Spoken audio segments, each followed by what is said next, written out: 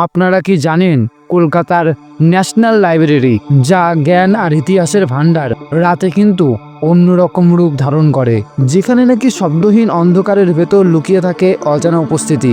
British আমলে তৈরি এই স্থাপত্যটি যথেষ্ট ভুতুড়ে, বিশেষ করে সেই কুখ্যাত বেসমেন্ট, যেখানে এক সময় নাকি বহু শ্রমিক চাপা পড়ে মারা গিয়েছিল। বলা হয় রাত যত গভীর হয় এই লাইব্রেরি তত ভয়ঙ্কর রূপ ধারণ করে।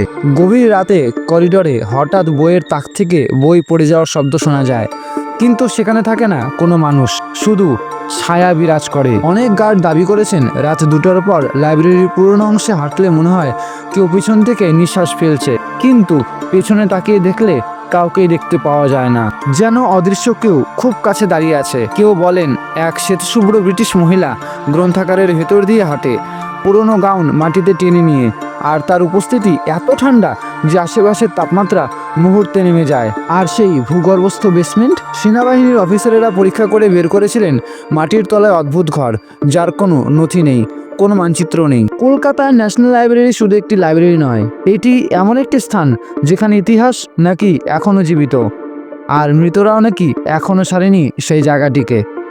কলকাতা ন্যাশনাল লাইব্রেরিকে নিয়ে বানানো আজকের এই ভিডিওটি যদি আপনাদের ভালো লেগে থাকে, তাহলে অবশ্যই ভিডিওটি শেয়ার করে দিন এবং পেজটি ফলো করে দিন।